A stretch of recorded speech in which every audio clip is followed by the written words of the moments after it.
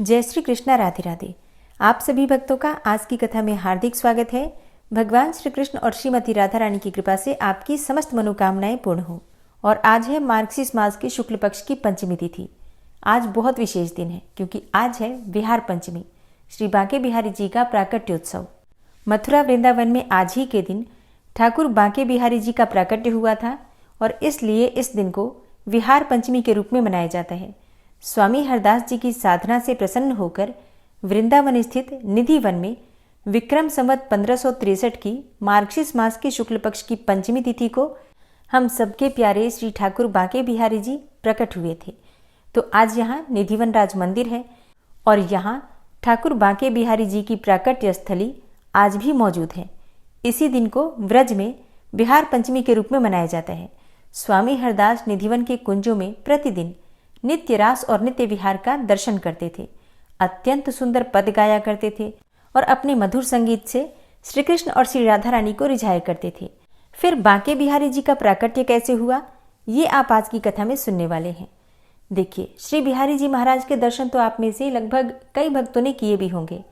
मंदिर के विशाल चौक में प्रवेश करते ही ऊंचे जगमोहन के पीछे निर्मित गर्भगृह में भव्य सिंहासन पर विराजमान होते हैं श्री बिहारी जी। वहीं पर उनके दर्शन होते हैं और उत्सवों के अवसर पर, और जब ग्रीष्म ऋतु होती है, गर्मी की ऋतु होती है, तब तो फूल बंगले बनते हैं। तब श्री बिहारी जी महाराज जगमोहन में विराजते हैं और परम उत्कृष्ट साज श्रृंगार के साथ अपने भक्तों को दर्शन देते हैं तथा सभी भक्तों की मनोकामनाओं को पूरी करते हैं। तो जिन भक्तों ने बिहारी जी महाराज के दर्शन किए हैं या जिन भक्तों ने दर्शन नहीं भी किए हैं, एक बार अभी अपनी आंखें बंद कीजिए और बिहारी जी महाराज के दर्शन कीजिए। सिंहासन पर बीचों बीच श्री बिहारी जी महाराज विराजमान हैं। उनके वाम आंग में उनकी प्रियतमा परम दुलारी श्री श्यामा प्यारी की गद्दी सेवा है और उन्हीं के बगल में छोटे से चित्रपट के रूप में विराजमान है श्री स्वामी हरदास जी। तो आइए स्वामी हरदास जी के विषय में कुछ जानते हैं। श्री स्वामी हरदास जी का जन्म संवत 1535 में हरदासपुर नामक ग्राम में हुआ था। इनके पिता का नाम आशुधीर जी था और माता का नाम था गंगा देवी। इनके भाइयों का नाम श्री जगन्नाथ जी एवं गोविंद जी था। मात्र 25 वर्ष की अवस्था में अपने समस्त धन धाम का परित्याग करके श्री स्वामी हरदास जी अपने पूज्य पिता श्री आशुधीर जी महाराज से दीक्षा लेकर श्रीधाम वृंदावन में परम रमणीय श्री निधिवन नामक नित्य विहार की भूमि में आकर निवास करने लगे। उनके साथ उनके भतीजे श्री विट्ठल विपुल जी भी आए थे। उस समय संवत 1560 में वृंदावन एक गहन वन था, घना जंगल था एवं वृंदावन में कोई भवन व सड़कें भी नहीं थी। तो श्री स्वामी हरदास जी ने वृंदावन में निवास किया और वहां परम विलक्षण रस रीति का प्रवर्तन किया। श्री स्वामी हरदास जी महाराज नित्य निकुंज लीलाओं में ललिता स्वरूप हैं। व नित्य विहार के नित्य सागर में रसमग्न रहकर प्रिया प्रियतम का साक्षात्कार करते हुए उन्हीं की केलियों का गान करते हैं। स्वामी जी जब भी अपने तानपुरे पर संगीत की अलौकिक स्वर लहरियां बिखेरते थे, तब संपूर्ण वृंदावन थिरकने लगता था। एक अलौकिक छटा बिखर जाती थी। सभी पशु पक्षी भी मंत्रमुग्ध होकर उनका संगीत सुनने लगते थे। उनके भतीजे विट्ठल विपुल जी हमेशा सोचते थे कि स्वामी जी का संगीत किसके लिए समर्पित है।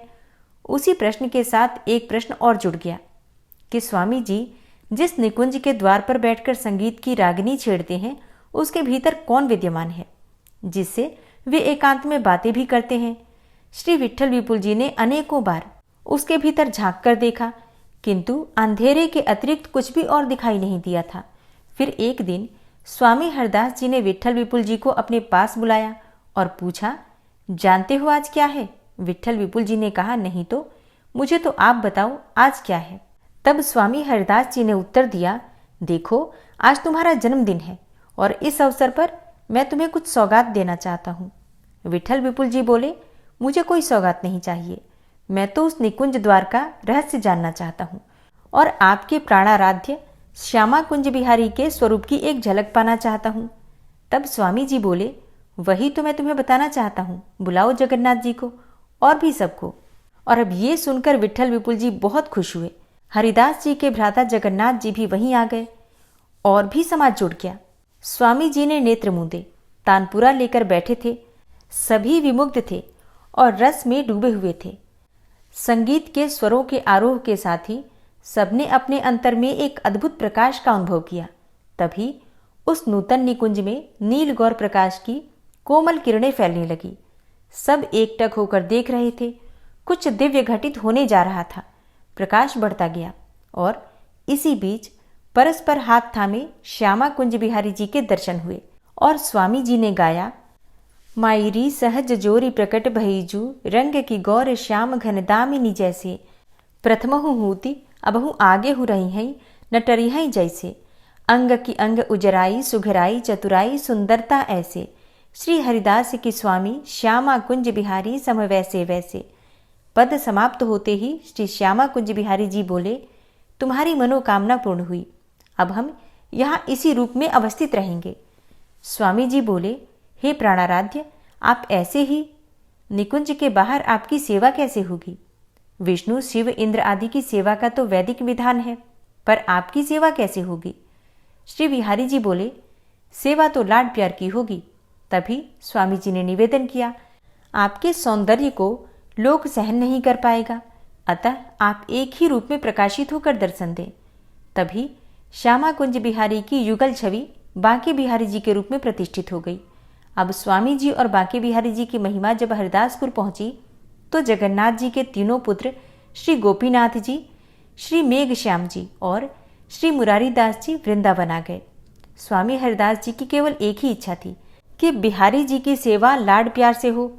स्वामी जी ने बिहारी जी की आरतियों का 3 क्रम निर्धारित किया था।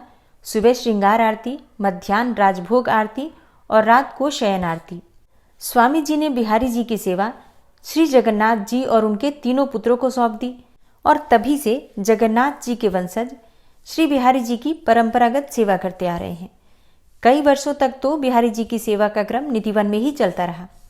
अब बाद में आवश्यकता के अनुसार उन्हें सन 1864 में इस भव्य मंदिर में स्थानांतरित कर दिया गया, जहां पर वे आज विराजमान हैं। तो इस मंदिर का निर्माण गोस्वामियों द्वारा तन मन धन से सहयोग देकर कराया गया। श्री बिहारी जी महाराज की उपासना प्रेम रस की उपासना है। किसी एक विधि विधान, कर्मकांड या संप्रदायवाद के दायरे में यह नहीं समा सकती।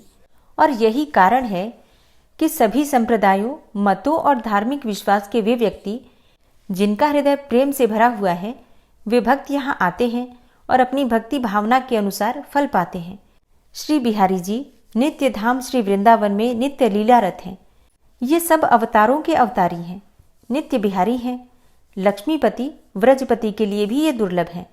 ये एक होकर भी दो और दो होकर भी एक हैं। ये न निर्गुण है न सगुण, अपितु दोनों से ही विलक्षण है। निर्गुण सगुण डबा है रतन बिहारी लाल। ये निर्गुण सगुण रूप 2 पल्लों वाली डिबिया के मध्य रखे हुए रत्न हैं। ये सबके हैं और सब इनके हैं।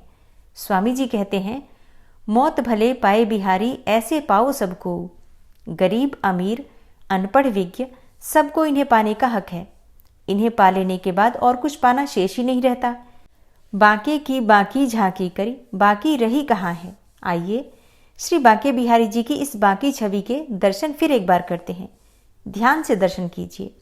सिर पर टेढ़ी पाग है, टिपारे कटारे किरीट की शोभा है, तो साथ में माथे पर बिंदी दिप रही है और नाक पर बेसर और कटी में पटका है, तो पास ही नागिन सी लहरदार वेड़ी है।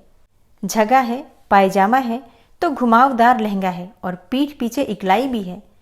एक ओर श्याम जी का साज है तो दूसरी ओर श्यामा जी का श्रृंगार है। श्यामा के वस्त्राभूषणों के दर्शन तो सबको होते हैं, किंतु उनके स्वरूप का साक्षात्कार कोई रसिक प्रेमी ही कर पाता है। जब स्वामी जी की कृपा होती है तभी श्याम तमाल से लिपटी हुई कंचन लता की तरह अथवा सघन घन से कौंधती हुई विद्युल लता की तरह श्री बांके बिहारी जी की स्वरूप से झांकती हुई श्यामा जी की शोभा को निहारा जा सकता है। इसलिए कहा गया है, कूची नित्य विहार की श्री हरिदासी के हाथ, सेवत साधक सिद्ध सब जांचत नावत माथ। श्यामा श्याम श्री बांके बिहारी जी के दर्शन कर लेने से ही मन की कोई भी कामना हो पूरी हो जाती है। लेकिन बिहारी जी के भक्तों की बात ही अलग है। वो मन में कोई कामना रखते ही नहीं है। उनकी लालसा सिर्फ इतनी ही होती है कि बिहारी जी उन पर कृपा बनाए रखें और उन्हें बिहारी जी के दर्शन हो पाएं। इस विषय में एक भक्त की अद्भुत कहानी आती है। एक समय की बात है, झांसी और शिवपुरी के मध्य में करेरा नामक एक गांव है। उस गांव से महुवर नाम की एक नदी गुजरती है। उस महुवर नदी के किनारे श्री बांके बिहारी जी का एक प्राचीन मंदिर है जो आज भी वहां पर स्थित है। उस मंदिर के ठीक बगल में एक जीर्ण शीर्ण मकान स्थित है।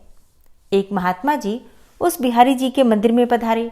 उन्होंने वहां के पुजारी से उस जीर्ण अर्थात बहुत पुराना टूटा फूटा मकान था उसके बारे में पूछा। महात्मा जी ने पूछा कि उस मकान की कहानी क्या है। तब उन पुजारी जी ने महात्मा जी को कई वर्ष पहले की एक सत्य घटना सुनाई। बात उस समय की है जब उस मंदिर के महंत थे श्री रज्जवदास जी महाराज, और जो यह टूटा फूटा मकान है यहाँ पर एक दुकान हुआ करती थी। यहाँ पर एक गहोई वैश्य जाति की बूढ़ी महिला रहा करती थी। उसके परिवार में कोई नहीं था, वो अकेली ही यहाँ रहा करती थी। वैश्य जाति की होने के कारण उसकी आदत थी कुछ न कुछ व्यापार करने की, इसलिए वह कचौरी और पकौड़ियाँ बनाती थी और बेचा करती थी। लोग उससे कहते थे, माई तुम इतनी बूढ़ी हो और अकेली रहती हो, तुम्हारे पास इतना बड़ा मकान है, दुकान है, और तुम रोज व्यापार भी करती हो, क्या करोगी इतने धन का? ये सब छोड़कर भगवान का नाम लिया करो। लेकिन वो बुढ़िया मानती नहीं थी और इसी प्रकार रोज कचौड़ी पकौड़े बनाकर बेचा करती थी। एक दिन उसे रात्रि में सपना आया। उसने सपने में देखा कि वो मर चुकी है और लोग उसकी संपत्ति को लूट लूट कर ले जा रहे हैं। अब सवेरे जब वो जागी तो उसे लगा कि कहीं ये सच ही ना हो जाए, क्योंकि मेरा तो कोई है ही नहीं। मेरे बाद तो सब संपत्ति लोग लूट कर ही ले जाएंगे। लोग ये सब लूटें तो ठीक नहीं। ऐसा विचार करके वो बुढ़िया अपने गहोई वैश्य समाज के लोगों के पास गई। उन सबसे सलाह करके उसने अपनी सारी संपत्ति बिहारी जी के मंदिर के नाम कर दी। इसके बाद वो बुढ़िया अपनी दुकानदारी छोड़कर बिहारी जी के मंदिर में ही निवास करने लगी और मंदिर से ही उसे दोनों समय का भोजन भी मिल जाया करता था। अब उस बुढ़िया ने अपना सारा जीवन भगवान श्री कृष्ण को समर्पित कर दिया था। वो सारे दिन मंदिर में बैठकर भगवान श्री कृष्ण की भक्ति किया करती थी। जो हाथ पहले बेसन में सने रहते थे उन हाथों से अब वो माला फेरा करती थी। जो आंखें ग्राहकों की प्रतीक्षा करती थी वे आंखें अब भगवान को निहारती रहती थी। उसकी पूरी जिंदगी बदल चुकी थी। गांव के सभी लोग अब उसे भक्तिन कहकर पुकारते थे। उस मंदिर के महंत श्री रज्जवदास जी महाराज थे जो एक मितव्ययी व्यक्ति थे, मतलब थोड़े कंजूस, कम खर्च करने वाले। एक दिन वो भक्तिन रात को हमेशा की तरह दूध पी रही थी। महंत जी ने देखा कि भक्तिन दूध पीते पीते कुछ चबा रही है। अब महंत जी ने पूछा, माई ये तुम दूध में क्या चबा रही हो? भक्तिन बोली, महाराज जी आप दूध में मेवा ज्यादा डाल देते हो ना, उसी को चबा रही हूं। महंत जी ने सोचा, अरे मैं और दूध में मेवा डालूं? नहीं नहीं, मैं तो दूध में चीनी डाल देता हूं, वही बहुत है। महंत जी का माथा ठनका। दूसरे दिन उन्होंने देखा दोपहर को भक्तिन को दाल परोसी गई तो दाल में घी तैरता दिखाई दिया। अब महंत जी ने पूछा, ये दाल में घी कहाँ से आया? भक्तिन बोली, महाराज जी आप ही तो दाल में घी डालकर लाते हो। महंत जी को लगा शायद बर्तन में पहले से ही घी गिर गया होगा। अब महंत जी रोज देखते भक्तिन की रोटी और दाल में रोज घी ज्यादा दिखाई देता और उसके दूध में मेवे भी बढ़ते जा रहे थे। साथ ही महंत जी की रसोई में घी और मेवों से भरे पात्र खाली होते जा रहे थे। अब महंत जी को समझ नहीं आ रहा था कि ये सारे पात्र कैसे खाली हो रहे हैं, क्योंकि उनके अलावा रसोई में कोई और आता जाता नहीं था और रसोई की चाबी हमेशा महंत जी के पास ही रहती थी। अब एक दिन महंत जी भगवान जी की आरती कर रहे थे। उन्होंने देखा कि भगवान बिहारी जी के वस्त्रों की बाहों पर घी लगा हुआ है। उन्होंने सोचा शायद आरती करते समय लग गया होगा। महंत जी ने उस वस्त्र को धोकर बिहारी जी को दूसरी पोशाक पहना दी। लेकिन दूसरे दिन उन्होंने फिर देखा कि भगवान के तो दोनों हाथ घी में सने हुए हैं और अब महंत जी को विश्वास हो गया कि यही बिहारी जी भक्तिन को दूध में मेवे और दाल रोटी में घी ज्यादा डाल कर देते हैं। अब महंत जी ने बिहारी जी से कहा, प्रभु आपकी ये चोरी की आदत अभी तक नहीं छूटी। प्रभु मैंने वो सब खाद्य पदार्थ जो भी खाद्य सामग्री है संतों की सेवा के लिए बचा रखी है, परंतु आप तो सब कुछ भक्तिन पर ही लुटा रहे हैं। ये ठीक नहीं है। कभी कोई संतों की जमात आ गई तो मैं उनकी सेवा कैसे करूंगा? भगवान चुपचाप सुनते रहे और बोले कुछ नहीं, लेकिन भक्तिन के लिए उसी तरह घी और मेवे लुटाते रहे। अब महंत जी ने जो भी खाद्य सामग्री संतों की सेवा के लिए जमा करके रखी थी वो सब धीरे धीरे खाली होने लगी। जब भगवान ने महंत जी की बात नहीं सुनी तो महंत जी को भगवान पर ही क्रोध आ गया। अब साथ ही उन्हें भक्तिन पर भी क्रोध आ रहा था। महंत जी ने सोचा इस भक्तिन को मंदिर से निकाल देना चाहिए। महंत जी ने विचार किया इसको निकालें कैसे, कोई लांछन हो, कोई आरोप हो तब तो इसे निकालें। इस प्रकार महंत जी भक्तिन को मंदिर से निकालने का उपाय सोचने लगे। अब महंत जी ने विचार किया और एक दिन वो मंदिर के दरवाजे पर बैठ गए और उस रास्ते से जितनी महिलाएं और पुरुष निकलते उनसे कहने लगे, भक्तिन ने तो एक आदमी रख लिया है। अब ऐसी बातें बहुत ही जल्दी फैलती हैं और गांव में ये बात फैल गई कि भक्तिन ने एक आदमी रख लिया है। ऐसी बातें सुनकर गांव के लोग तरह तरह की बातें करने लगे। पूरे गांव में चर्चा हो गई। जब भक्तिन को इस बारे में पता चला तो उसे बहुत बुरा लगा। गांव के लोग उसे तरह तरह की बातें सुनाने लगे। अपने ऊपर ये झूठा कलंक लगने से भक्तिन बहुत दुखी थी। उस दिन भक्तिन मंदिर नहीं गई, वो सीधे अपने गहोई वैश्य समाज के लोगों के पास गई और उनसे कहा कि मंदिर के महंत जी मुझ पर झूठा इल्जाम लगा रहे हैं। मैंने जो अपनी संपत्ति बिहारी जी के नाम कर दी है मुझे वो वापस नहीं चाहिए, परंतु मुझे इस झूठे कलंक से मुक्ति दिलाइए। मैं भीख मांगकर अपना गुजारा कर लूंगी, परंतु अब मैं वहां उस मंदिर में नहीं रहूंगी। भक्तिन की ये बातें सुनकर गहोई वैश्य समाज के सभी लोग भक्तिन के साथ हो लिए और मंदिर की तरफ चल पड़े। मंदिर में महंत जी ने दूर से ही देखा कि लोगों की बड़ी भारी भीड़ मंदिर की ओर चली आ रही है। महंत जी ने सोचा आज तो कोई उत्सव भी नहीं है, फिर ये सब लोग इधर ही क्यों आ रहे हैं।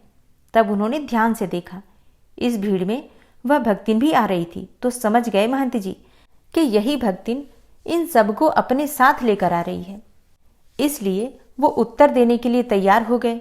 अब जैसे ही सभी लोग मंदिर पहुंचे तो किसी के कुछ भी कहने से पहले महंत जी बोले, मंदिर के सारे घी और मेवा के पात्र धीरे धीरे खाली होते जा रहे हैं। यदि कोई साधुओं की जमात आ गई तो उस समय हम उन्हें क्या खिलाएंगे। सभी लोग बोले, अगर ऐसा है तो ये कहिए कि भक्तिन चोरी करती है, लेकिन आपने तो इस पर दूसरा कलंक लगा दिया। महंत जी बोले, ये चोर नहीं है, ये सच्ची है और ईमानदार भी है। लोग बोले, तो फिर आपने इस पर यह कलंक क्यों लगाया। तब महंत जी बोले, इसकी भक्ति ने बिहारी जी को अपने बस में कर लिया है। वही इसको मंदिर की रसोई से चुरा चुरा कर मेवे और घी खिलाते हैं। बिहारी जी ने इसे गोपी रूप में स्वीकार कर लिया है और इसने बिहारी जी को पति के रूप में मान लिया है, इसलिए हमने कुछ भी गलत नहीं कहा। ये कहकर महंत जी ने सभी लोगों को मंदिर में घटित हुई सारी बातें बताई। अब सब लोग क्या सोच करके आए थे और मंदिर आकर उन्हें कुछ और ही पता चला। ये सब बातें सुनकर सब लोगों की आंखों में आंसू आ गए। सभी लोगों ने कहा, महंत जी अब आप इस भक्तिन की चिंता न करें, हमारे इतने परिवार हैं, ये जिस भी परिवार में पहुंच जाएगी वहां के लोग इसे भोजन कराकर स्वयं को धन्य मानेंगे। जिसका भगवान से नाता हो उसकी सेवा करना तो हम सभी का सौभाग्य होगा। भक्तिन ने कहा, अब मैं कहीं नहीं जाऊंगी, यहीं इसी मंदिर में रहूंगी। दोपहर को महंत जी भोजन लेकर आए, लेकिन दोपहर में महंत जी भोजन लेकर आए लेकिन भक्तिन ने भोजन खाने से मना कर दिया और कहा कि मुझे भूख नहीं है। महंत जी बोले, हाँ अब तुम हमारे यहाँ भोजन क्यों करोगी, कल से तो तुम्हारे बड़े बड़े सेठों के यहाँ निमंत्रण है। ये कहकर महंत जी चले गए। अब रात को महंत जी दूध लेकर आए। भक्तिन ने फिर दूध नहीं पिया और वो सारी रात बिहारी जी के सामने बैठी रही। महंत जी को भी नींद नहीं आ रही थी। वे भी भक्तिन को अपने कमरे से बैठे बैठे देख रहे थे। सुबह के 3 बजे और जब सब लोग सो रहे थे, भक्तिन ने भगवान की देहरी पर सिर रखकर आंसू बहाए और उनसे कहा, हे प्रभु, आपका नाम बदनाम किया, इसलिए मैं और अधिक इस बात को बढ़ाना नहीं चाहती। और अब जब आपके हाथ से प्रसाद पाया तो अब क्या किसी दूसरे के हाथ से प्रसाद पाऊं। ऐसा कहकर जैसे ही भक्तिन ने अपना सिर मंदिर की देहरी पर रखा, अचानक एक बहुत तेज प्रकाश हुआ और गड़गड़ाहट के साथ मंदिर के सारे दरवाजे खुल गए। मंदिर की सभी घंटियां अपने आप बज उठी। महंत जी और सभी लोग जागकर अपने अपने कमरों से बाहर आए। सभी ने देखा कि भक्तिन के शरीर से एक प्रकाश पुंज निकला और बिहारी जी के श्री विग्रह में जाकर समा गया। भक्तिन के प्राण श्री बिहारी जी में ही विलीन हो चुके थे। पूरे करैरा गांव में इस बात का हल्ला मच गया। अगले दिन करैरा गांव में ही महुवर नदी के किनारे भक्तिन का अंतिम संस्कार किया गया और वहीं पर उसकी समाधि भी बनाई गई। महंत रज्जब दास जी जब तक उस मंदिर में रहे, उनका नियम था भगवान की आरती करने के बाद वे छत पर चले जाते और छत से उस समाधि की भी आरती उतारते। आज भी वो करैरा गांव है और वहाँ आज भी बिहारी जी का वो प्राचीन मंदिर है। मंदिर के बगल में वो खंडहर मकान है और आज भी उस भक्तिन की समाधि वहाँ उस महुवर नदी के किनारे स्थित है। अन्नपूर्णे सदापूर्णे शंकर प्राण वल्लभे ज्ञान वैराग्य सिद्ध्यर्थम भिक्षाम देहि च पार्वती। माता च पार्वती देवी पिता देवो महेश्वरा बांधवा शिव भक्ताश्च स्वदेशो भुवनत्रयम। प्रेम से बोलिए माता अन्नपूर्णा की जय। एक समय की बात है, काशी में धनंजय नाम का एक व्यक्ति रहता था। उसकी पत्नी का नाम था सुलक्षणा। वैसे तो उसे हर प्रकार का सुख प्राप्त था, लेकिन निर्धनता यानी कि गरीबी ही उसके दुख का कारण थी। अब ये दुख उसे हर समय सताता रहता था। एक दिन सुलक्षणा अपने पति से बोली, स्वामी आप कुछ उद्यम करो तो काम चले, इस प्रकार कब तक काम चलेगा। सुलक्षणा की बात धनंजय के मन में बैठ गई और वो उसी दिन विश्वनाथ शंकर जी को प्रसन्न करने के लिए बैठ गया और कहने लगा कि हे देवाधिदेव विश्वेश्वर, मुझे पूजा पाठ कुछ आता नहीं है, केवल तुम्हारे भरोसे बैठा हूँ। इतनी विनती करके वो 2-3 दिन तक भूखा प्यासा ही बैठा रहा। उसे इस प्रकार बैठा देखकर भगवान शंकर ने उसके कान में अन्नपूर्णा अन्नपूर्णा अन्नपूर्णा इस प्रकार 3 बार कहा। ये कौन है और क्या कह गया, इसी सोच में धनंजय पड़ गया कि मंदिर से आते ब्राह्मणों को देखकर पूछने लगा, पंडित जी अन्नपूर्णा कौन है। ब्राह्मणों ने कहा, तू अन्न छोड़कर बैठा है सो तुझे अन्न की ही बात सूझ रही है, जा घर जाकर अन्न ग्रहण कर। धनंजय घर गया और सारी बातें उसने अपनी स्त्री से कहा। वो बोली, हे नाथ चिंता मत करो, स्वयं शंकर जी ने यह मंत्र दिया है, वे स्वयं ही खुलासा करेंगे, आप फिर जाकर उनकी आराधना करो। धनंजय फिर से जैसा का तैसा पूजा पर बैठ गया। अब रात्रि में शंकर जी ने आज्ञा दी, कहा कि तू पूर्व दिशा में चला जा। वो अन्नपूर्णा माता का नाम जपता जाता और रास्ते में फल खाता, झरनों का पानी पीता जाता। इस प्रकार कितने ही दिनों तक चलता ही रहा। वहां उसे चांदी की चमकती वन की शोभा देखने में आई और सुंदर सरोवर देखने में आया। उसके किनारे कितनी ही अप्सराएं झुंड बनाए बैठी थी, एक कथा कहती थी और बाकी सब माँ अन्नपूर्णा इस प्रकार बार बार कहती थी। ये अगहन मास की उजेली रात थी और आज से ही व्रत का आरंभ था। जिस शब्द की खोज करने वो निकला था वो उसे वहां सुनने को मिला। धनंजय ने उनके पास जाकर पूछा, हे देवियों आप ये क्या करती हो। तब उन सब ने कहा, हम सब माँ अन्नपूर्णा का व्रत करती हैं। अब धनंजय ने पूछा कि इस व्रत को करने से और पूजा करने से क्या होता है, इस व्रत को किसने किया है और इस व्रत की विधि क्या है, ये व्रत किस प्रकार का है, कैसे किया जाए, ये सब आप मुझसे भी कहो। वे सब स्त्रियां कहने लगीं कि इस व्रत को कोई भी कर सकता है। 21 दिन तक ये व्रत किया जाता है और 21 दिन तक के लिए 21 गांठ का सूत लेना चाहिए। 21 दिन यदि न बने तो 1 दिन उपवास करें, वो भी न बने तो केवल कथा सुनकर ही प्रसाद लें। निराहार रहकर कथा कहें। कथा सुनने वाला कोई ना मिले तो पीपल के पत्तों को रखकर सुपारी या घृत कुमारी अर्थात गुआरपाठ वृक्ष को सामने रखकर दीपक को साक्षी मानकर सूर्य, गाय, तुलसी या महादेव को बिना कथा सुनाए मुख में दाना न डालें और यदि भूल से कुछ पड़ जाए तो 1 दिवस फिर से उपवास करें। व्रत के दिन क्रोध न करें और झूठ न बोलें। धनंजय बोला, इस व्रत को करने से क्या होगा।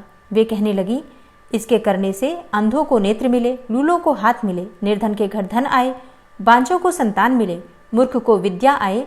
जो जिस कामना से व्रत करे माँ उसकी हर इच्छा पूरी करती है। तब वो कहने लगा, बहनों मेरी भी धन नहीं है, विद्या नहीं है, कुछ भी तो नहीं है, मैं तो दुखिया ब्राह्मण हूँ, मुझे इस व्रत का सूत दोगी। तब स्त्रियां बोली, हाँ भाई तेरा कल्याण हो, तुझे सूत देंगी, ले इस व्रत का मंगल सूत ले। धनंजय ने व्रत किया, व्रत पूरा हुआ। तभी सरोवर में से 21 खंड की सुवर्ण सीढ़ी हीरा मोती जड़ी हुई प्रकट हुई। धनंजय जय अन्नपूर्णा कहता जाता। इस प्रकार कितनी ही सीढ़ियां उतर गया तो क्या देखता है कि करोड़ों सूर्य से प्रकाशमान अन्नपूर्णा माता का मंदिर है। उसके सामने सुवर्ण सिंहासन पर माता अन्नपूर्णा विराजमान है। सामने भिक्षा हेतु शंकर भगवान खड़े हैं। देवांगनाएं चमर डुलाती हैं, कितनी ही हथियार बांधे पहरा देती हैं। धनंजय दौड़कर जगदम्बा के चरणों में गिर पड़ा। देवी उसके मन का सारा क्लेश जान गई। धनंजय कहने लगा, माता आप तो अंतर्यामिनी हो, आपको अपनी दशा क्या बताऊं। माता बोली, मेरा व्रत किया है तो जा, सारा संसार तेरा सत्कार करेगा। माता ने धनंजय की जिह्वा पर बीज मंत्र लिख दिया। अब तो उसके रोम रोम में विद्या प्रकट हो गई। इतने में क्या देखता है कि वो काशी विश्वनाथ के मंदिर में खड़ा है। माँ का वरदान लेकर धनंजय घर आया और सुलक्षणा से सब बात कही। माता जी की कृपा से उसके घर में संपत्ति उमड़ने लगी। छोटा सा घर बहुत बड़ा गिना जाने लगा। जैसे शहद के छत्ते से मक्खियां जमा होती हैं, उसी प्रकार अनेकों सगे संबंधी आकर उसकी बड़ाई करने लगे।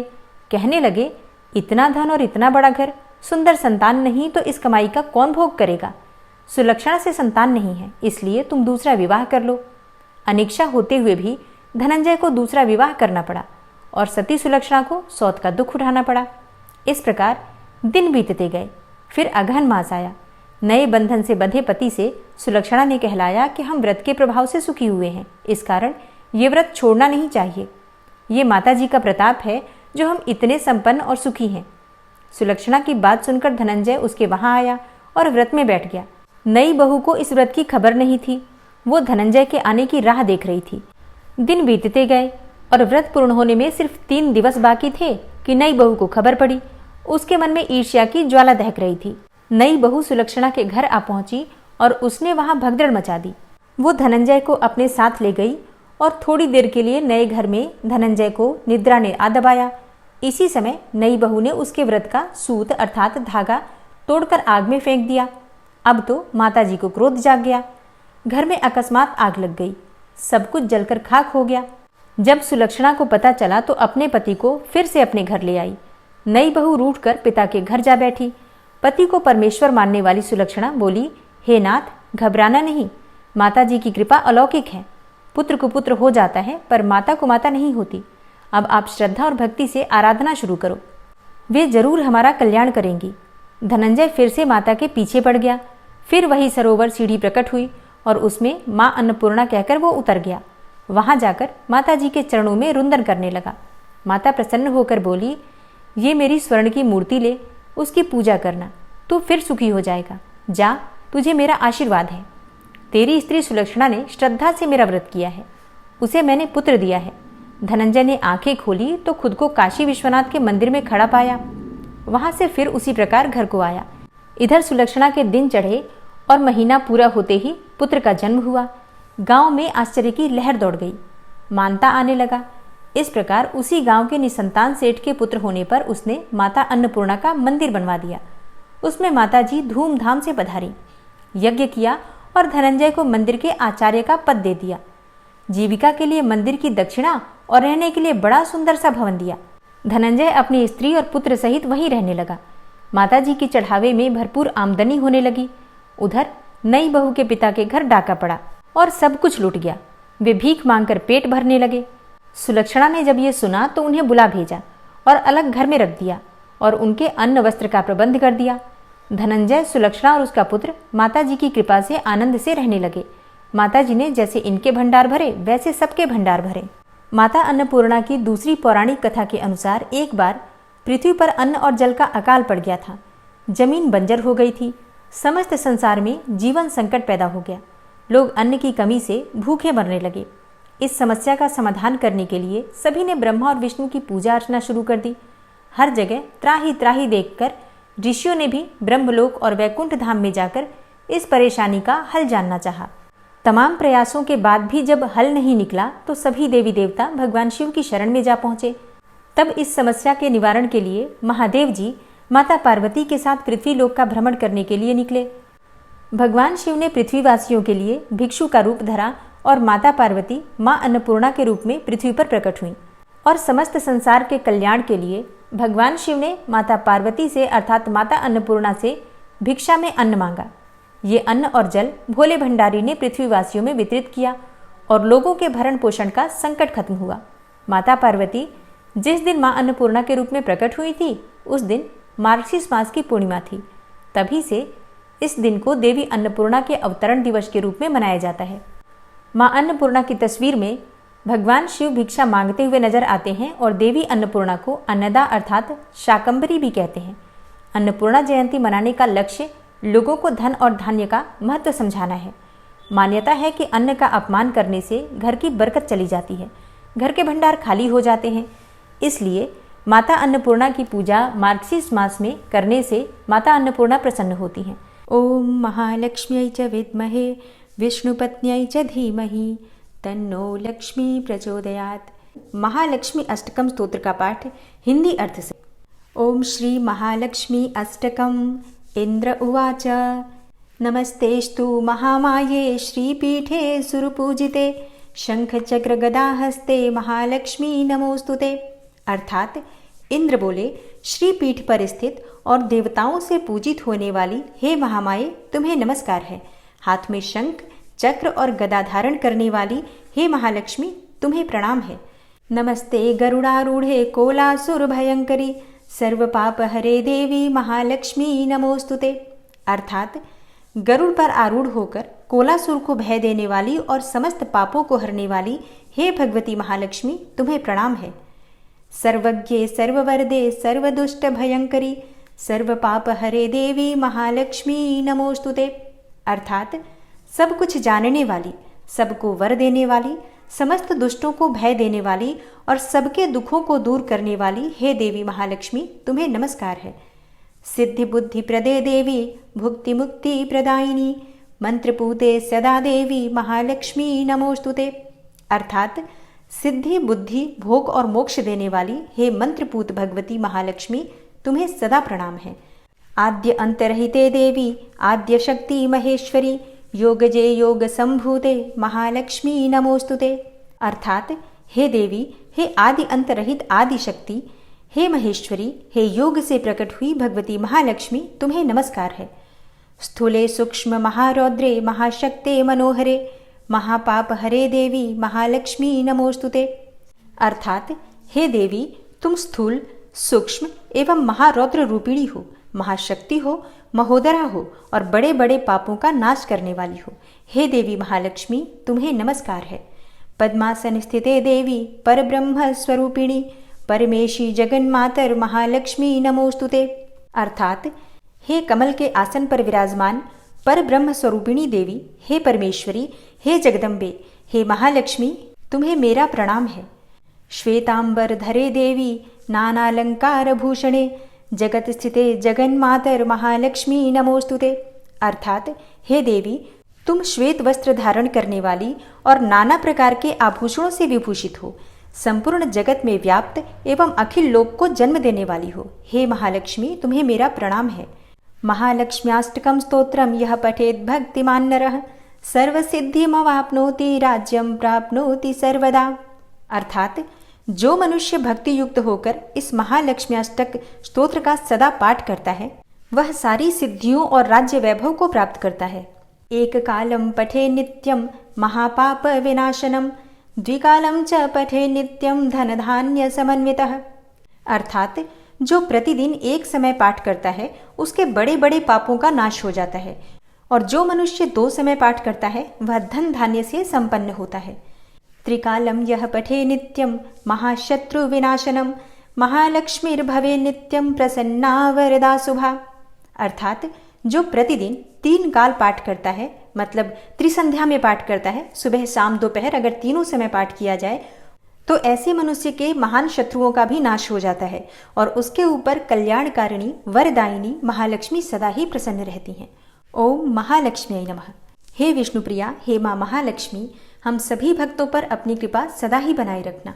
ओम विश्वं विष्णुर्वचत्कारो भूतभव्य भवत्प्रभु भूतकृत भूतभृद्भावो भूतात्मा भूतवाहन भूतात्मा परमात्मा च मुक्तानां परमागति अव्ययः पुरुषः साक्षी क्षेत्रज्ञो अक्षर एव च योगो योग विदां नेता प्रधान पुरुषेश्वरः नारसिंह वपुः श्रीमान् केशवः पुरुषोत्तमः सर्वः शर्वः शिवस्थाणुर्भूतादिर्निधिर्व्ययः संभवो भावनो भर्ता प्रभवः प्रभुरीश्वरः स्वयंभू शंभुरादित्यः पुष्कराक्षो महास्वनः अनादिनिधनो धाता विधाता धातुरुत्तमः अप्रमेयो ऋषिकेश पद्मनाभो अमरप्रभु विश्वकर्मा मनुस्त्वष्टा स्थविष्ठः स्थविरो ध्रुवः अग्राह्यः शाश्वतः कृष्णो लोहिताक्षः प्रतर्दनः प्रभूतस्त्रिककुब्धाम पवित्रं मङ्गलं परम् ईशानः प्राणदः प्राणो ज्येष्ठः श्रेष्ठः प्रजापति हिरण्यगर्भो भूगर्भो माधवो मधुसूदनः ईश्वरो विक्रमी धन्वी मेधावी विक्रमः क्रमः अनुत्तमो दुराधर्षः कृतज्ञः कृतिरात्मवान् सुरेशः शरणं शर्म विश्वरेताः प्रजाभवः अह संवत्सरो व्यालः प्रत्ययः सर्वदर्शनः अजः सर्वेश्वरः सिद्धः सिद्धे सर्वादिर्च्युतः वृषाकपिर्मेयात्मा सर्वयोगविनिश्रितः वसुर्वसुमना सत्य समात्मा संमितः सम अमोघ पुण्डरीकाक्षो वृषकर्मा वृषाकृतिः रुद्रो बहुशिरा बभ्रुर्विश्वयोनिः शुचिश्रवा अमृतः शाश्वतस्थाणुर्वरारोहो महातपः सर्वगः सर्वविद्भानुर्विश्वक्सेनो जनार्दनः वेदो वेदविद्व्यङ्गो वेदाङ्गो वेदवित्कविः लोकाध्यक्ष सुराध्यक्षो धर्माध्यक्ष कृताकृत चतुरात्मा चतुर्व्यूहश्चतुर्द्रष्टश्चतुर्भुजा भ्राजिष्णुर्भोजनं भोक्ता सहिष्णुर्जगदाति च अनघो विजयो जेता विश्वयोनिः पुनर्वसु उपेन्द्रो वामनः प्रांशुर्मोघः शुचिरुर्जिता अतीन्द्रः संग्रहः सर्गो धृतात्मा नियमो यमः वेद्यो वैद्यः सदा योगी वीरः माधवो मधु अतीन्द्रियो महामायो महोत्साहो महाबलः महाबुद्धिर्महावीर्यो महाशक्तिर्महाद्युतिः अनिर्देश्य वपुः श्रीमान् मेयात्मा महाधृतिर् महिश्वासो महिभर्ता श्रीनिवास सतां गति अनिरुद्ध सुरानन्दो गोविन्दो गोविन्दाम्पति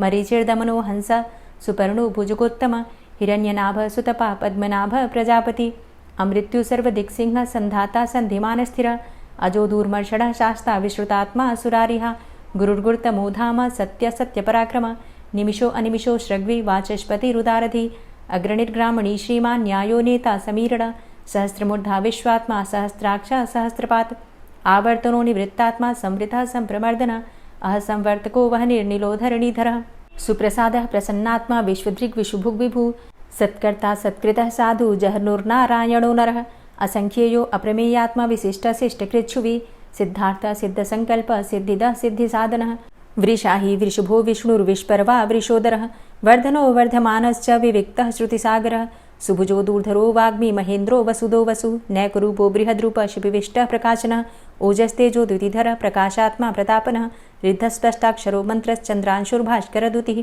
अमृतांशुद्भवो भानु शशबिन्दुः सुरेश्वरः औषधं जगतः सेतु सत्यधर्मपराक्रमः भूतभव्य भवन्नाथ पवनः पावनो नलः कामः कामकृत्कान्तः कामः कामप्रदः प्रभु युगादिकृद्युगावर्तो नैकमायो महाशनः अदृश्यो अव्यक्तरूपश्च सहस्रजितनन्तजित् इष्टो अविशिष्ट शिष्टेष्ट शिखण्डी नहुसो वृष क्रोधः क्रोधकृत्कर्ता विश्वबाहुर्महीधरः अच्युतः प्रतितः प्राणः प्राणदो वासवानुजः अपां निधिर्धिष्ठानं प्रमत्तः प्रतिष्ठितः स्कन्दः स्कन्दधरो धूर्यो वरदो वायुवाहनः वासुदेवो बृहद्भानुरादिदेवः पुरन्दरः अशोकस्तारणस्तारः शूरः सौरिर्जनेश्वरः अनुकूलः शतावर्त पद्मी पद्मनिभेक्षणः पद्मनाभो अरविन्दाक्ष पद्मगर्भ शरीरभृत् महर्धिरिद्धो वृद्धात्मा महाक्षो गरुडाध्वजः अतुलः शरभो भीमो समयज्ञो हविर्हरि सर्वलक्षणलक्षण्यो लक्ष्मीवान् समितिञ्जय वीक्षरो रोहितो मार्गो हेतुर्दामोदरः सह महीधरो महाभागो वेगवान् मिताशन उद्भवः शोभणो देव श्रीगर्भ परमेश्वर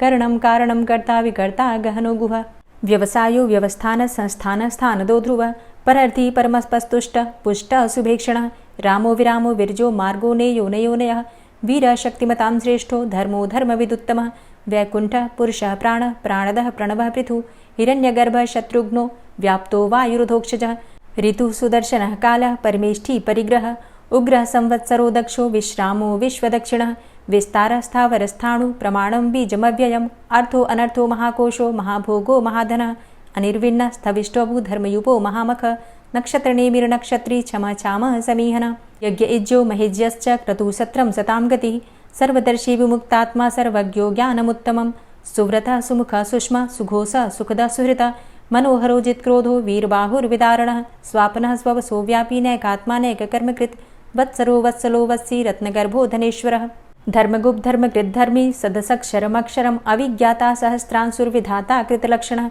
गभस्तिनेमिः सत्त्वस्थः सिंहो भूतमहेश्वरः आदिदेवो महादेवो देवेशो देवभृद्गुरुः उत्तरो गोपतिर्गोप्ता ज्ञानगम्यः पुरातनः शरीरभूतभृद्भोक्ता कपीन्द्रो भूरि दक्षिणः सोमभो अमृतपः सोमः पुरुजित पुरुषोत्तमः विनियोजयः सत्यसन्धो दाशाः सात्वताम्पतिः जीवो विनयिता साक्षी मुकुन्दो अमितविक्रमः अम्भो निद्रणन्तात्मा महोदधीशयोऽन्तकः अजोमहारः स्वाभाव्यो जितामित्रः प्रमोदनः आनन्दो नन्दनो नन्दः सत्यधर्मा त्रिविक्रमः महर्षि कपिलाचार्यः कृतज्ञो मेदिनीपतिः त्रिपदस्त्रिदशाध्यक्षो महाशृङ्गः कृतान्तकृत् महावराहो गोविन्दः सुखेणः कनकाङ्गदी गुह्यो गभीरो गहनो गुप्तश्चक्रगदाधरः वेधा स्वाङ्गो अजितः कृष्णो दृढः सङ्कर्षणोच्युतः वरुणो वारुणो वृक्षः पुष्कराक्षो महामनाः भगवान् भगानन्दी वनमाली हलायुधः आदित्यो ज्योतिरादित्यः सहिष्णुर्गतिसत्तमः सुधन्वाखण्ड परशुर्दारुणो द्रविडप्रदः दिविस्त्रिक्सर्वदृग्व्यासो वाचस्पतिर्योनिजः त्रिसामा सामगः साम निर्वाणं भेषजं भिषक्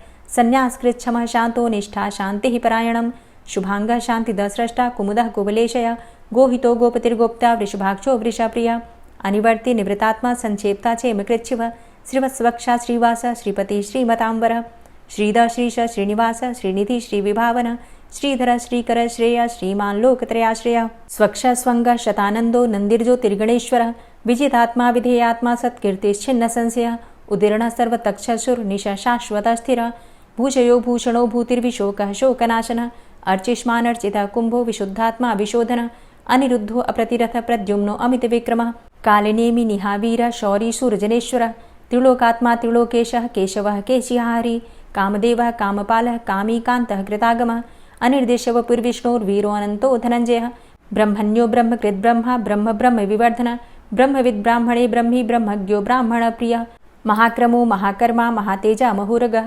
महाक्रतुर्महायज्वा महायज्ञो महाहवि स्तव्यस्तव प्रिय स्तोत्रं स्तुतिस्तोतारण प्रिय पूर्णः पुरैता पुण्य पुण्यकीर्तिर्नामयः मनोजवस्तीर्थकरो वसुरेता वसुप्रद वसुप्रदो वासुदेव वसुर्वसुमनाहवि सद्गतिः सत्कीर्तिः सत्ता सद्भूति सत्परायणः शूरसेनो यदुश्रेष्ठः सन्निवासः सुयामुनः भूतावासो वासुदेवः सर्वासु निलयो नलः दर्पः दर्पदो दृप्तो दूर्धरोथा पराजितः विश्वमूर्तिर्महामूर्तिर्दीप्तमूर्तिर्मूर्तिमान् अनेकमूर्तिरव्यक्तः शतमूर्तिः शताननः एको नैकः सवः किं यत्तत्पदमनुत्तमं लोकबन्धुर्लोकनाथो माधवो भक्तवत्सलः सुवर्णवर्णो हेमांगो वरांगश्चन्दनांगदी वीरः विषमः शून्यो घृताशीर चलश्चलः अमानीमानदो मान्यो लोकस्वामी त्रिलोकदृक् सुमेधा मेधजो धन्य सत्यमेधा धराधर तेजो वृष द्वितिधर सर्वशस्त्रभृतांबर प्रग्रहो निग्रहो व्यग्रो नैकशृंगो गदाग्रज चतुर्मूर्तिश्चतुर्बाहुश्चतुर्व्यूहश्चतुर्गति चतुरात्मा चतुर्भावश्चतुर्वेद विदेकपात समावर्तो अनिवृतात्मा दुर्जयो दुरतिक्रम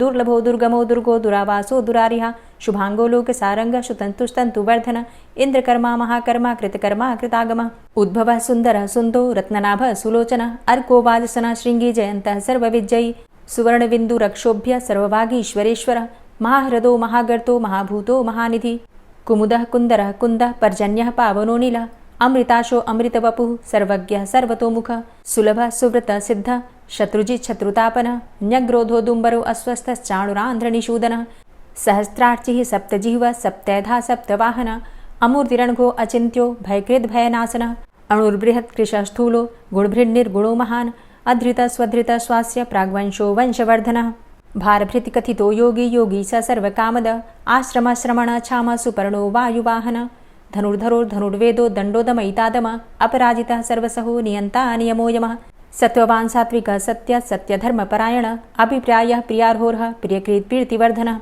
विहाय सगतिर्ज्योति सुरुचिर्हुद्भुग्विभु रविर्विलोचनः सूर्य सविता रविलोचनः अनन्तो हुद्भुग्भोक्ता सुखदो नैकजोग्रज अनिर्विण्ण सदामर्षि लोकाधिष्ठानमद्भुतः सनात सनातन्तमः कपिलः कपिरप्यय स्वस्तिदा स्वस्तिकृत् स्वस्ति स्वस्तिभुक् स्वस्ति दक्षिण रौद्रः कुण्डली चक्रे विक्रमयुर्जित शासन शब्दातिगा शब्दशः शिशिरः शर्वरीकर अक्रूरः पेशलो दक्षो दक्षिणः क्षमिणाम्बर विद्वतमो वितभय पुण्यश्रवण कीर्तन उत्तारणो दुष्कृतिः पुण्यो दुःस्वप्ननाशन वीरः रक्षण संतो जीवनः पर्यवस्थित अनन्तरूपो अनन्तसृर्जितमन्युर्भयापः चतुरश्रो गभीरात्मा विदिशो व्यादिशो दिश अनादिर्भूर्भुवो लक्ष्मी सुवीरो रुचिरांगद जननो जन्मादिर्भीमो भीमपराक्रम आधारनीलयोधाता पुष्पहासः प्रजागर ऊर्ध्वग सत्पथाचार प्राणदः प्रणवपण प्रमाणं प्राणनीलयः प्राणभृत् प्राणजीवन तत्त्वं तत्त्वविदेकात्मा जन्म मृत्यु जरातिग पूर्व स्वस्तरुस्तार सविता प्रपितामह यज्ञो यज्ञपतिर्यज्वा यज्ञांगो यज्ञवाहन यज्ञभृद्यज्ञ कृद्यज्ञ यज्ञभुग् यज्ञसाधन यज्ञान्तिकृद्यज्ञ गुह्यमन्यमन्नादेव च आत्मयोनिः स्वयं जातो वैखानः सामगायन देवकी नंदन स्रष्टा क्षितिसः पापनाशन शंखभृन्नन्दकी चक्री शारंगधन्वा गदाधर रथांगपाणिरक्षोभ्य सर्वप्रहरणायुध ओम नमः इति। और अब आप सुनेंगे श्री तुलसी चालीसा।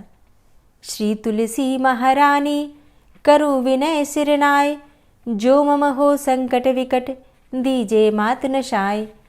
नमो नमो तुलसी महारानी, महिमा अमित न जाए बखानी। दियो विष्णु तुमको सन्माना, जग में छायो सुयस महाना। विष्णु प्रिया जय जयति भवानी, तिहु लोक की हो सुख खानी। भगवत पूजा करे जो कोई, बिना तुम्हारे सफल न होई। जिन घर तव नहीं होय निवासा, उस घर कर ही विष्णु नहीं बासा। करे सदा जो तव नित सुमिरन, तेहि के काज होय सब पूरन। कार्तिक मास महात्म तुम्हारा, ताको जानत सब संसारा। तव पूजन जो करे कुंवारी, पावे सुंदर वर सुकुमारी। करे जो पूजा नित प्रति नारी, सुख संपत्ति से होय सुखारी। वृद्धा नारी करे जो पूजन, मिले भक्ति होवे पुलकित मन। श्रद्धा से पूजे जो कोई, भवनिधि से तर जावे सोई। कथा भागवत यज्ञ करावे, तुम बिन नहीं सफलता पावे। छायो तब प्रताप जग भारी, ध्यावत तुम्हि सकल चित धारी। तुम्ही मात यंत्रन तंत्रन में, सकल काज सिद्धि होवे क्षण में। औषधि रूप आप हो माता, सब जग में तव यश विख्याता। देव ऋषि मुनि और तपधारी, करत सदा तव जय जयकारी। वेद पुराणन तव यश गाया, महिमा अगम पार नहीं पाया। नमो नमो जय जय सुख कारणी, नमो नमो जय दुख निवारणी। नमो नमो सुख संपत्ति देनी, नमो नमो अघ काटन चेनी। नमो नमो भक्तन दुख हरणी, नमो नमो दुष्टन मद छेनी। नमो नमो भव पार उतारणी, नमो नमो परलोक सुधारणी। नमो नमो निज भक्त उबारणी, नमो नमो जन काज सवारणी। नमो नमो जय कुमति नशावनी, नमो नमो सब सुख उपजावनी। जयति जयति जय तुलसी माई, ध्याऊं तुमको शीश नवाई। निज जन जानी मोहि अपनाओ, बिगड़े कारज आप बनाओ। करूं विनय मैं मात तुम्हारी, पूर्ण आशा करहु हमारी। शरण चरण कर जोरी मनाऊं, निश दिन तेरे ही गुण गाऊं। करहु मात अब मोह पर दाया, निर्मल होए सकल मम काया। मांगू मातु यही बर दीजे, सकल मनोरथ पूर्ण कीजे। जानू नहीं कछु नेम आचारा, क्षमहु मातु अपराध हमारा। 12 मास करे जो पूजा, तासम जग में और नहीं दूजा। प्रथम ही गंगा जल मंगवावे, फिर सुंदर स्नान करावे। चंदन अक्षत पुष्प चढ़ावे, धूप दीप नैवेद्य लगावे। करे आचमन गंगा जल से, ध्यान करे हृदय निर्मल से। पाठ करे फिर चालीसा की, स्तुति करे मात तुलसा की। यह विधि पूजा करे हमेशा, ताके तन नहीं रहे कलेशा। करे मास कार्तिक का साधन, सोवे नित पवित्र हुई जाहि। है यह कथा महासुखदाई, पढ़े सुने सो भव तर जाई। यह श्री तुलसी चालीसा, पाठ करे जो कोय। गोविंद सो फल पावही, जो मन इच्छा होय। तुलसी चालीसा संपूर्ण। और अब आप सुनेंगे तुलसी महारानी की आरती। तुलसी महारानी नमो नमो, हरि की पटरानी नमो नमो। तुलसी महारानी नमो नमो, हरि की पटरानी नमो नमो। धन्य तुलसी पूर्ण तप कीनो, धन्य तुलसी पूर्ण तप कीनो। शालिग्राम की बनी पटरानी नमो नमो। तुलसी महारानी नमो नमो, हरि की पटरानी नमो नमो। जाके पत्र मंजरी कोमल, जाके पत्र मंजरी कोमल। श्रीपति कमल चरण लपटानी नमो नमो, हरि की पटरानी नमो नमो। तुलसी महारानी नमो नमो। धूप दीप नैवेद्य आरती, धूप दीप नैवेद्य आरती। पुष्पन की वर्षा बरसानी नमो नमो, हरि की पटरानी नमो नमो। तुलसा महारानी नमो नमो। 56 भोग 36 व्यंजन, 56 भोग 36 व्यंजन। बिन तुलसा हरि एक न मानी नमो नमो। तुलसी महारानी नमो नमो, हरि की पटरानी नमो नमो।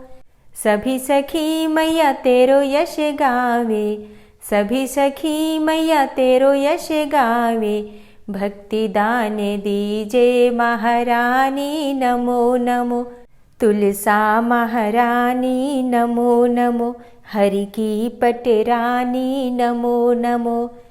नमो नमो तुलसा महारानी, नमो नमो तुलसी महारानी।